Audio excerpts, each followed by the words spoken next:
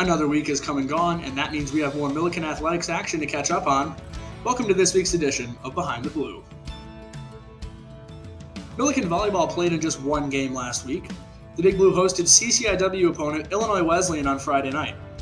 Millikin struggled to find offensive consistency in this one, with the Titans taking the win 3-0. That brings Millikin to 11-5 on the year.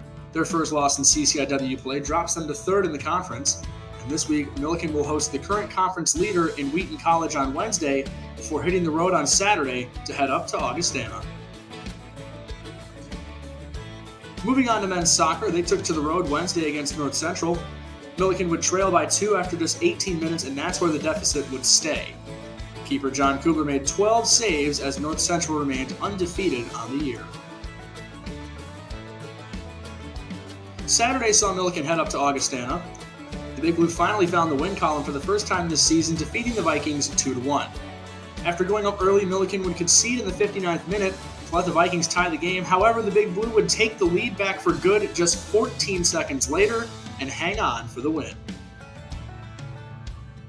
This puts Millikin at 1-7-2 on the season. Despite a rough non-conference schedule, Millikin's off to a respectable 1-1-1 start in CCIW play.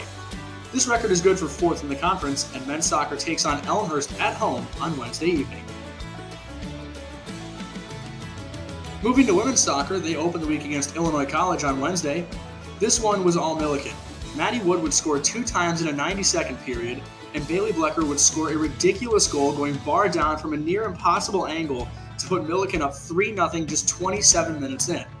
Chloe Klenstein would score her first career goal for the Big Blue in the second half to pad the lead in the victory. The Big Blue women also headed up to Augustana on Saturday. Millikin put just 3 shots on target as the Big Blue were shut out 2-0. Millikin stands at 5-5 on the year, and they dropped to 8th in the CCIW after an 0-2 start. They'll be in action this week against Elmhurst and North Park. Big Blue football continued CCIW play at home last week against Carthage. This was an offensive shootout, with the two teams combining for 70 total points in just the first half, with Carthage leading Millikin 42-28. The Big Blue just couldn't find an answer for the Carthage passing attack as the Firebirds kept their momentum in the second to secure the win. Calport was 19 of 31 passing for 391 yards, 3 touchdowns, and 2 interceptions. Marion McGee led the Big Blue on the ground with 103 yards on 25 attempts to go with 2 touchdowns, and senior Colton Lockwood scored a career-high 3 touchdowns to go with 207 receiving yards on 7 receptions in the loss. Millikin football moves to 2-2 on the year and now sit in a 3-way tie for third in the CCIW. The Big Blue travel to Elmhurst this weekend. Women's golf was in action at the CCIW Championships this weekend. Millikin finished 5th, led by Taylor Chase, who shot a .238. Other notes from a great weekend were Morgan Green, who was the recipient of the CCIW Respect Award, and junior Summer Dick, who shot a personal best on day 3. Men's golf had the week off. They're in action this week at the Millikin Country Club Classic. Women's tennis continued to pick up momentum last week. Millikin opened up on Friday by shutting out Elmhurst 9-0. On Saturday, Millikin took on Wheaton. This was a massive upset for the Big Blue as they defeated Wheaton for the first time in program history, edging the Thunder by a score of 5-4.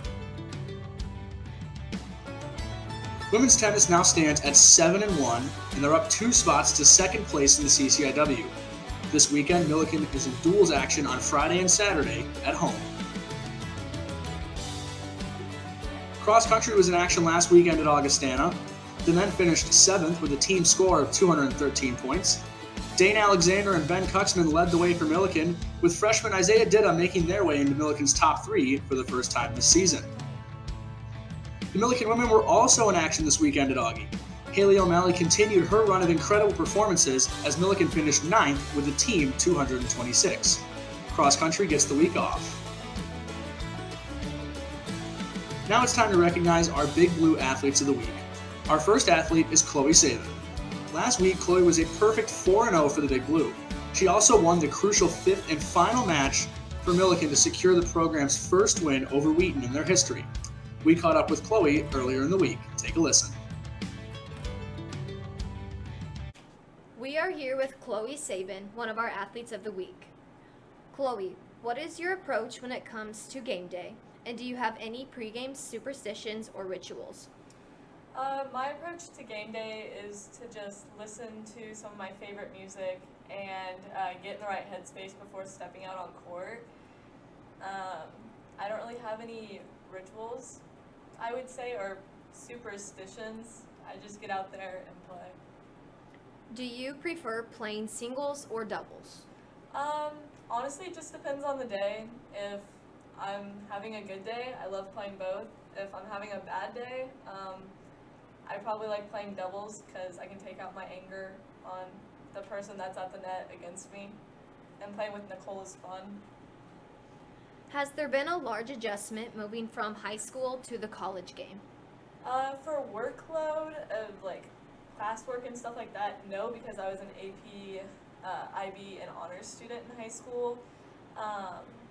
But the time management and how often we practice every day, because high school practices were kind of a joke. So transitioning to that and doing the time management, yes. And then having the ATs, that's nice. Does playing on back-to-back days have any effect on your approach to a match? Well, I'm a lot more tired than just having one match a weekend. This past weekend playing Elmhurst and then turning around and playing Wheaton the next day, I was definitely a lot tired, and my doubles match took about 35-45 minutes, and then I played a 3-hour singles match, and my hip was out the entire match. So yeah, it takes a lot out of me. I could barely walk the next day, but it was worth it. Well, thank you for joining us, and good luck going forward. Thank you. Our second Big Blue athlete of the week is Calport. On Saturday against Carthage, Cal finished with 391 yards passing. This 391 yards, combined with Aiden Lombardo's 40 yards through the air, helped to set a new team record for passing yards in a game. We also got a chance to catch up with Cal earlier in the week. We are here with Calport, one of our athletes of the week. First things first, can you tell us where the haircut came from? So, in previous years, I've been a huge Marvel fan, and a couple of years ago, Avengers Endgame came out, and I was a really fan of Hawkeye's haircut, so that's why I got the haircut. So I might be dressing as him for Halloween, but we'll see when the time comes. On a football note, what made you come back for a 5th season? You know, looking back at it, I just wanted to come back and play with guys that, I started out when I came here as a freshman. They dedicated their time as well, so I thought, if we're all going to come back, might as well I come back as well. So, and I don't regret it at all, and if I was 50 years old and I wish that I had one more season to play, then I really would have kicked myself in the butt. But no, I'm glad that I'm back, and, we're off to an okay start for the season, but there's definitely more to come out for the rest of the season. You made your first career start at Elmhurst 3 years ago. Does it mean anything to be going back there in your final season? Yeah, it does. Starting 3 years ago, my sophomore year, when Nico Sabina got hurt, it was really a stepping stone for me to where I am at now as a quarterback. Nico was in my ear every single play, after every single drive, just helping me out. And, getting the win there in a dramatic fashion with Tyrese Hines catching a one-handed pass, that was really special. And now to go back there 3 years later is pretty remarkable. And, I'm just blessed to be in the opportunity I am, and can't wait for Saturday to come. What do things look like moving forward? We're off to a slow start. Offensive-wise, we need to reduce the turnovers. Defense, we just got to get some more stops. But other than that, though, we're still optimistic. We're still looking for, finishing 3rd in the conference, 2nd, whatever it is. Crazier things have happened. College football, there's so many upsets in D1 and D2, even D3. So, we're obviously looking forward, and, we're going to take it one game at a time. And, Saturday at October 7th, I believe the day is, or 8th, whatever. When we go to Elmhurst, that's the game we're going to be focused on, and then the next game after that. So. Well, thank you for joining us, and good luck going forward. Thank you. That's all for this week's edition of Behind the Blue. Be sure to tune in next week for all your Millikin sports news. Have a great week and go Big Blue.